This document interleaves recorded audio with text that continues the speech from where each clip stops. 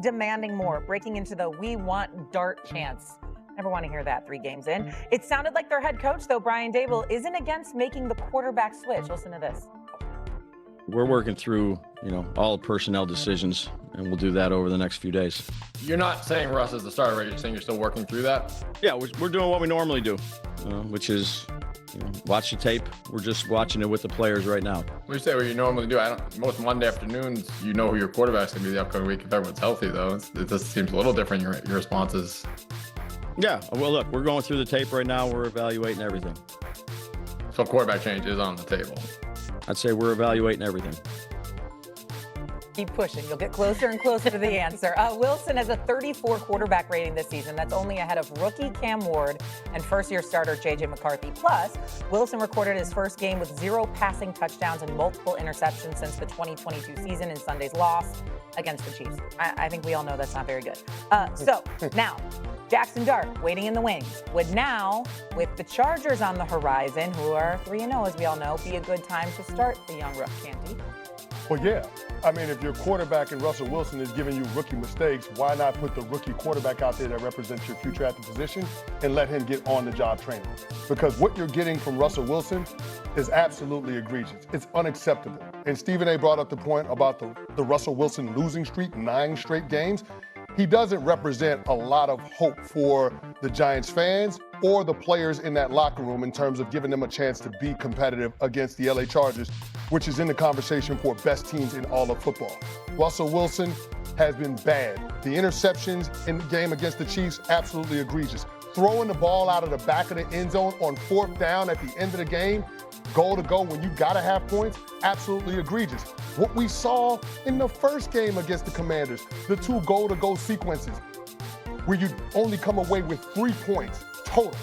Embarrassment. You had 7 chances to get the ball into the end zone inside your own 5 and come up with nothing. I'm sorry. As a Giants fan, as a former player, I've had enough.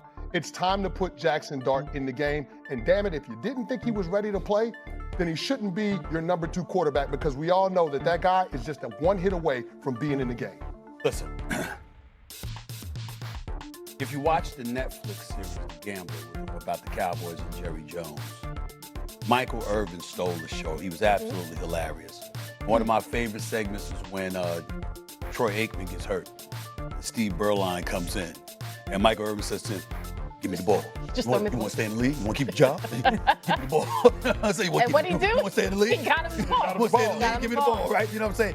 And I'm thinking about Russell Wilson, who's clearly regressed as a pocket passer, who's clearly regressed in terms of what he produces when he's under pressure. I'm watching Malik Davis. The brother's always open. It doesn't matter who's guarding him. It doesn't matter who's defending against him. He creates separation. And usually when there's a problem, it's because you've underthrown it, you've overthrown it, you've made it look like a defender is draped all over him, when in fact it's him waiting for the ball because you're late in discovering him, etc. Wan'Dale Robinson is no joke either. The brother can play. And so if you're Russell Wilson and you have weapons like that, but you 0 for 6 on deep balls against Kansas City, you're only completing 37% of your passes under pressure. You can't manufacture points, like you said, 7 chances inside your own 5-yard line. It's time to get Jackson Dart in there. And here's the reality. You gotta, as the late, great Joe Madison on Urban View Radio would say, put it where the goats can get it. Just bring it home. And it's this simple. Brian Dable, want to keep your job? You want to keep your job? Put Jackson Dart in there. Want to keep your job? Because if you're GM Shane, all right, who I call Shane because of how he treated Saquon Barkley, all right, or you are Coach Dable, you have got to put Jackson Dart in. And by the way, this is the perfect week because you're playing New Orleans. Who better to play? Who better? Nope. The Chargers. I apologize. Yeah.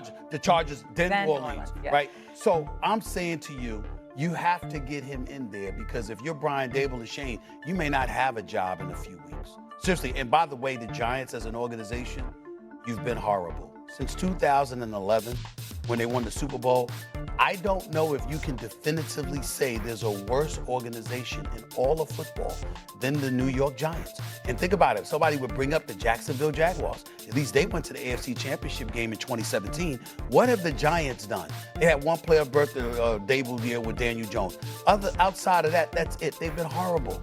Absolutely horrible. The Giants, the New York Giants. Think about it for a second. Okay, I'm not going to go that far with worst organization. Go look. But I cover League, so I got it. But I understand Chris as a former player. I understand Brian Dable has to walk in a locker room each and every week and say, this man gives us the best chance to win. And as vets, as players in the locker room, you have to believe in that. You have to ride with that quarterback, wherever the coach says. However, everybody's talking about, well, Dable wants to keep his job. Joe Shane wants to keep his job. Put the kid in. Cansey's like, why not? Russell Wilson looks terrible. You said one thing. You were like, I can't think of another reason because he's the future of the franchise. I would counter because he's the future of the franchise. Don't throw him in there just because Russell has lost his way. Because the point to me, after all these years of covering football, quarterbacks get ruined by bad organizations year after year, and then we wonder why is this kid a bust? It's about developing him, and I think we have to look at how does Jackson Dart get better. You're going to say, well, throw him out there. I looked at their schedule. They play the Chargers. Yes, they play the Saints after that, but they got 2 games against the Eagles sandwich in there. They've got a game against the Broncos defense. Just because Russell is not playing well, the point of this season isn't about getting to the playoffs. You didn't think they were getting to the playoffs this year, right? The whole point of this season is to develop him the right way. Anything beyond that, I don't want to hear about. So if somebody doesn't do their job well, why are you making me take their job? Like, I shouldn't, he's the one struggling. If I'm not ready as a rookie quarterback, then why throw him out there just yet? Well, first of all, he's the backup quarterback. So he's a hit away from going in the game anyway. But here's the other thing I will say, in the bigger point, when you start talking about development, a part of that is the culture that you train your players up in. And Vince Lombardi said it best. Winning is a habit. Unfortunately, so is losing. And right now, the Giants are getting into a place where they're consistently non-competitive. But can I ask a question? What if Jackson Dart does start and he's bad? You can't go backwards. You're not going to go back to Wilson. That is the problem. Everybody likes the shiny new toy. Jackson Dart has not been exposed yet. Nobody's seen him. You can slouch all you want. Nobody's seen him. The minute he throws a couple picks, the minute he has some bad games, now fans are looking at it like, oh, here we go. That's my issue with the rookie quarterbacks. It's always, throw him out there because the vet, he stinks. Well, he's got to be given an opportunity to do the job. And that's right now where the New York Giants are at. Russell Wilson is not allowing them to win games. It's different if you have a situation like the Cleveland Browns where you're actually getting on the board with the win with the veteran quarterback. You're not winning with Russell Wilson. If you're going to lose with Russell Wilson, you might as well just lose with the rookie. You can lose with the benefit of the rookie gaining on-the-job experience. And here's the thing. If you did not think he was ready to protect himself, then you shouldn't have him as your number two quarterback. You didn't have to elevate him to your second-string quarterback coming out of the preseason. That's why you signed Jameis Winston in the first